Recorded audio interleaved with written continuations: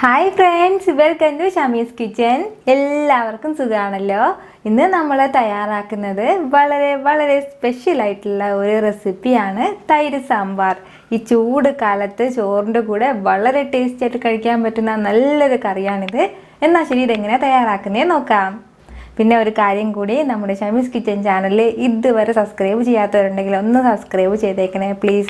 തൊട്ടടുത്തുള്ള ബെല്ലൈക്കൻ കൂടി ഒന്ന് ക്ലിക്ക് ചെയ്തേക്കണേ, എങ്കിൽ മാത്രമേ പിന്നെ നമ്മൾ കാണത്തുള്ളൂ. സമയം കളയാതെ പെട്ടെന്ന് തന്നെ നമുക്ക് തയ്യാറാക്കിയെടുക്കാം. അപ്പോൾ ഇതിന് വേണ്ടിയിട്ട് ഒരു 2 ടേബിൾ സ്പൂൺ അളവിൽ ഓയിൽ എടുത്തിട്ടുണ്ട്. അത് നമുക്ക് പാനിലേക്ക് ഒഴിച്ചു കൊടുക്കാം. ഓയിൽ ഒന്ന് ചൂടായി വന്നാൽ പിന്നെ ഇതിലേക്ക് നമുക്ക് 1/2 ടീസ്പൂൺ അളവിൽ കടുക് ചേർത്ത് കൊടുക്കാം. കടുക് ഒന്ന് പൊട്ടിത്തിടങ്ങുമ്പോഴത്തേക്കും അതേ സെയിം അളവിൽ 1/2 ടീസ്പൂൺ അളവിൽ ചെറിയ ജീരകം കൂടി ചേർക്കുകയാണ്.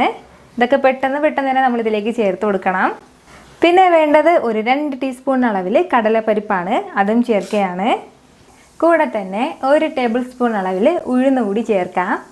എന്നിട്ട് ഇത് ഇത്രയും നമുക്ക് നല്ലതുപോലെ ഒന്ന് റോസ്റ്റ് ചെയ്ത് കൊടുക്കാം. വളരെ പെട്ടെന്ന് സിമ്പിളായിട്ട് തയ്യാറാക്കാൻ പറ്റുന്ന ഒരു കറിയാണിത്. സൂപ്പറായിട്ട് നിങ്ങൾക്ക് എല്ലാവർക്കും ഇത് നല്ലതുപോലെ ഇഷ്ടമാവും. ഇത് ഇത്രയും മതിയാവും. ഇനി നമുക്കിതിലേക്ക് 1 ടീസ്പൂൺ അളവിൽ ഇഞ്ചി ചെറുതായിട്ട് അരിഞ്ഞത് കൂടി ചേർക്കാം. കൂടെ തന്നെ ഒരു 2 പച്ചമുളക് എടുത്തിട്ടുണ്ട്, അതും ചേർക്കുകയാണ്. ഇനി വേണ്ടത് സവാളയാണ്. ഒരു ചെറിയ സവാള ചെറുതായിട്ട് അരിഞ്ഞിട്ട് എടുത്തിട്ടുണ്ട്, അതുകൂടി ചേർക്കാം. ഈ സവാളയുടെ കൂടെ തന്നെ നമ്മൾ ഒരു ചെറിയ ക്യാരറ്റ് കൂടി ചേർക്കുകയാണ്. ഇത് ഇത്രയും ചേർത്തിട്ട് നമുക്ക് സവാള നന്നായിട്ടൊന്ന് വഴറ്റിയെടുക്കാം. നമ്മുടെ സവാളയെല്ലാം ഇപ്പം നല്ലതുപോലെ വഴറ്റിയിട്ട് വന്നിട്ടുണ്ട്. ഒരു 2 മിനിറ്റ് ഞാൻ നല്ലതുപോലെ ഒന്ന് വഴറ്റി കൊടുത്തിട്ടുണ്ട്. വളരെ കുറച്ചില്ലേ നമ്മൾ സവാള ചേർത്തിട്ടുള്ളൂ, അതിൻ്റെ പേരിൽ പെട്ടെന്ന് തന്നെ വഴറ്റിയിട്ട് വരും. ഇനി നമുക്ക് ഇതിലേക്ക് ചേർക്കേണ്ടത് ഒരു 1/2 ടീസ്പൂൺ അളവിൽ മഞ്ഞൾപ്പൊടിയാണ്. പിന്നെ നമ്മളിതിലേക്ക് ഉപ്പ് ചേർത്തിട്ടില്ല, ആവശ്യത്തിനുള്ള ഉപ്പ് കൂടി ചേർക്കുകയാണ്. ഇനി നമുക്കിതിൻ്റെ കൂടെ വേണ്ടത് കുറച്ച് മുരിങ്ങക്കീരയിലയാണ്. ഇതിപ്പോൾ 1 കപ്പ് അളവിൽ കീരയില എടുത്തിട്ടുണ്ട്, അതുകൂടി ചേർക്കുകയാണ്. അപ്പോൾ ഈ മുരിങ്ങയില ഇല്ലയെന്നുണ്ടെങ്കിൽ സാധാരണ നമ്മുടെ പച്ചക്കീരയില ഉണ്ടല്ലോ, അത് ചേർത്താലും മതിയാവും. അപ്പോൾ ഇത് രണ്ടും ഇല്ലയെന്നുണ്ടെങ്കിൽ നമുക്കിത് സ്കിപ്പ് ചെയ്യാം, പ്രശ്നമൊന്നുമില്ല. ഇനി ഇത് വീണ്ടും ഒരു 30 സെക്കൻഡ് നമുക്ക് നല്ലതുപോലെ ഒന്ന് വഴറ്റി കൊടുക്കാം. നമ്മുടെ കീരയില ഇപ്പോൾ നല്ലതുപോലെ വഴറ്റിയിട്ട് വന്നിട്ടുണ്ട്. ഇനി നമുക്കിതിലേക്ക് ചേർക്കേണ്ടത് തൈരാണ്.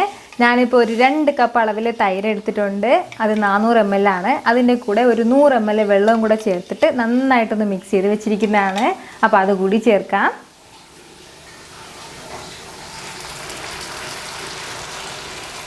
ഇത് നല്ല കട്ടി തൈരാണ് ഞാനിപ്പോൾ ഇതിലേക്ക് ചേർക്കുന്നത്. ഇനി നമുക്കിത് നല്ലതുപോലെ പെട്ടെന്നൊന്ന് മിക്സ് ചെയ്ത് കൊടുക്കാം. ഇനി നമ്മൾ ഫ്ലെയിം വെക്കേണ്ട ആവശ്യമില്ല, ഫ്ലെയിം ഓഫ് ചെയ്യാം.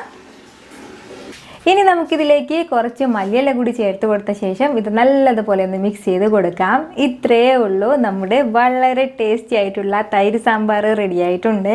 ഇത് നമ്മൾ സാധാരണ വെക്കില്ലേ മോര് കറി, ആ ഒരു ടേസ്റ്റ് അല്ല, ഇച്ചിരി വ്യത്യസ്തമായിട്ടുള്ള ഒരു ടേസ്റ്റാണ്. ഉറപ്പായിട്ട് നിങ്ങളിത് ട്രൈ ചെയ്ത് നോക്കണം. ഇത് നല്ല കട്ടിയായിട്ടാണ് ഉള്ളത്. അപ്പോൾ നിങ്ങളിത് ട്രൈ ചെയ്ത് നോക്കുമല്ലോ. ചോറിൻ്റെ കൂടെയൊക്കെ നല്ല ബെസ്റ്റ് കോമ്പിനേഷൻ ആയിട്ടുള്ള ഒന്നാണ് ഈ ചൂട് കാലത്ത്. നിങ്ങൾക്ക് ഈ വീഡിയോ ഇഷ്ടമായാൽ ലൈക്ക് ചെയ്യാനും ഇത് മറ്റുള്ളവർ കാണണമെന്ന് ആഗ്രഹിക്കുന്നുണ്ടെങ്കിൽ ഷെയർ ചെയ്യാനും സബ്സ്ക്രൈബ് ചെയ്യാനും മറക്കരുത്. വീണ്ടും നല്ലൊരു റെസിപ്പിയുമായിട്ട് വരുന്നവരേക്കും എല്ലാവരും ഹാപ്പി ആയിട്ടിരിക്കുക, സന്തോഷമായിട്ടിരിക്കുക. Take care dear friends.